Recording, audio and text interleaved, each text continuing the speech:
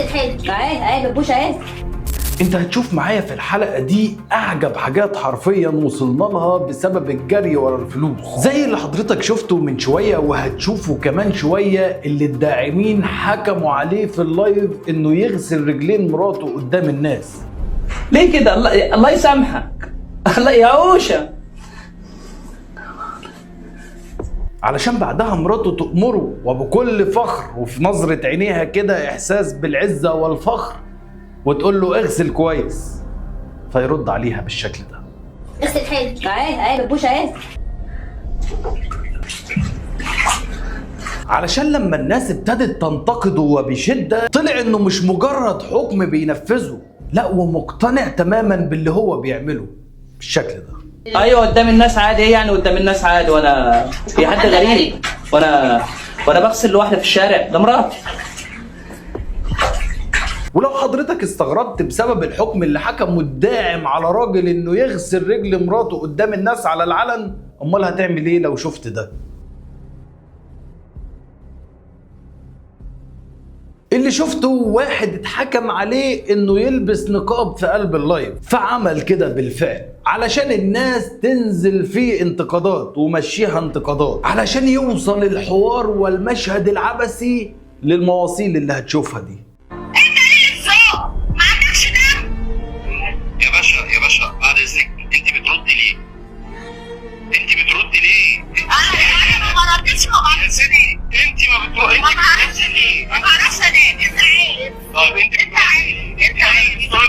تخيل بيقول لها بتردي ليه، فتقوم رد عليه وتقول له عشان انت عارف ان انا ما اعرفش انام غير لما ارد. الاخت ما بتعرفش تنام الا اذا كانت بترد وتاخد حقها، بس بتعرف تنام عادي وجوزها طالع قدام الناس وقدام عيالهم واهاليهم وجيرانهم وهو لابس نقاب. يسكت الشخص ده لحد كده ويلم الليله من كم الانتقادات في اللايف، يقرر انه يعند، وبدل ما كان الحكم انه يلبس النقاب لوقت محدد في اللايف قرر انه يعند ويكمل اللايف كله بالنقاب.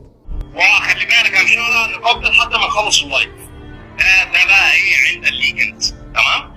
انا الكومنت اللي انت هتشتمني فيه الناس هترد عليك فيه. بيقول لك الناس هي اللي هترد عليك. ناس مين يا حبيبي اللي هترد عليه؟ اذا كان الست الكبيره الله اعلم اذا كانت والدتك ولا والده مراتك قاعده ورا مش قابله اللي انتوا بتعملوه.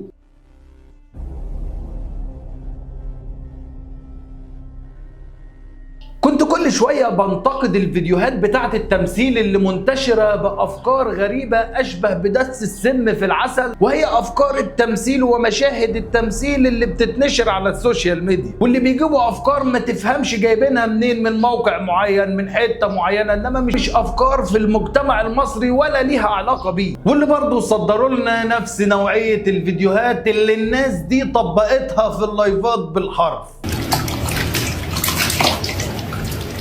تسلم ايدك يا حبيبي. تسلم ايدك. سلام. عندك الساعة لما اغسل رجل حبيبتي. ربنا يخليك ليا. ويخليك. بس اغسلها لي كويس بقى. بس كده من عينيا الاتنين حاضر. بس كده انا لا بركة الا انتي. يا احمد يا حبيبي اغسل لي رجلي بقى. حاضر يا حبيبتي. علشان تتجسد كل الافكار المدسوسه بالسم لارض الواقع بالشكل اللي انت هتشوفه ده. وبتغسلي لي رجلي لما بكون تعباني، انا برضو بعاملك معامله بالمثل، مع قناعه اصحابها ان اللي بيعملوه ده صح وانه لازم يتعمل.